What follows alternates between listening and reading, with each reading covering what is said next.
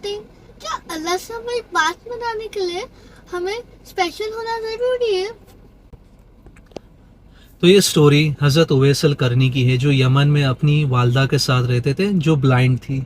तो ये एक शाम ऐसा वाकया पेश हुआ कि उवैस करनी अपने नॉर्मल चोर्स कर रहे थे, लेकिन काफ़ी अंधेरा था और उनको बहुत डिफ़िकल्टी हो रही थी।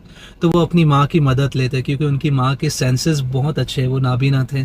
तो वो अपनी माँ की मदद लेते और वो चोर्स ईजीली कर लेते हैं। तो कुछ अरसे बाद अल्लाह के रसूल सल्लल्लाहु अलैहि वसल्लम के सहाबी इस्लाम की दावत देने यमन आते हैं, और उस दावत में वो कुरान की एक आयत पढ़ते हैं जो हज़रत उवैस की भी लाइफ चेंज करने वाली है। तो वो आयत का तर्जुमा यूँ है कि जिसके लिए अल्लाह ने नूर नहीं रखा है उसके लिए कोई नूर नहीं रहेगा। तो हज़रत उवैस करनी को ये आयत बहुत टच कर लेती है, क्योंकि वो नूर से रिलेट अपनी माँ को करते हैं कि मेरी ज़िंदगी का नूर मेरी माँ है। और वो अपनी माँ की बहुत एक्सीलेंस खिदमत में लग जाते हैं और बहुत बहुत उन्हें अच्छा ट्रीट करते हैं, यहाँ तक कि वो अल्लाह के रसूल से भी मिलने नहीं जा पाते, क्योंकि उनकी माँ को वो अकेला नहीं छोड़ सकते। तो बहुत अरसे, अभी मैं स्टोरी को बहुत आगे स्किप कर रहा हूँ, जहाँ पर अल्लाह के रसूल सल्लल्लाहु अलैहि वसल्लम जा चुके हैं। हज़रत उमर फ़ारूक अभी गवर्नर बन चुके हैं, और हज़रत उमर फ़ारूक की एक हैबिट रहती है कि जब भी कोई हाजी आता है यमन से, तो वो उनसे पूछते क्या तुम में से कोई उवैस करनी है, तो जवाब आता नहीं। और हर साल वो यूं ही पूछते रहते कि तुम में से कोई उवैस करनी है, तो जवाब आता नहीं। 10वें साल वो जब पूछते क्या तुम में से कोई उवैस करनी है, तो जवाब आता है हाँ। और फिर उनसे पूछते क्या तुम मुराद से हो, तो जवाब आता है हाँ।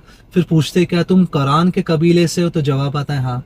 फिर वो पूछते क्या तुम्हें लेप्रेसी थी और अल्लाह ने उसे ठीक कर दिए, लेकिन एक दिरहम के साइज के बराबर हिस्सा को शोल्डर पे छोड़ दिए, तो जवाब आता है हाँ। फिर लास्ट सवाल पूछते क्या तुम्हारी कोई नाबीना माँ है जिसे तुम एक्सीलेंस लेवल पर उसकी खिदमत करते हो, तो जवाब आता है हाँ। तो हज़रत उमर फ़ारूक रज़ियल्लाहु अन्हु स्माइल करते हैं कामली, फिर उन्हें कहते हैं कि मैं आपको बहुत अरसे से ढूंढ रहा था, क्योंकि मुझे आपसे रिक्वेस्ट करनी है कि आप मेरे लिए अल्लाह से मेरी मगफिरत की दुआ मांगे। तो यहाँ पर उवैस करनी थोड़े कंफ्यूज हो जाते हैं, क्योंकि उवैस करनी ये कहते हैं कि आप उमर बिन खत्ताब हो, अमीरुल मुमिनीन हो, और आप वो इंसान हो कि हमारे प्यारे नबी के बाद अगर कोई नबी होता तो वो आप होते, और आप मुझसे मगफिरत की दुआ मंगवा रहे हो।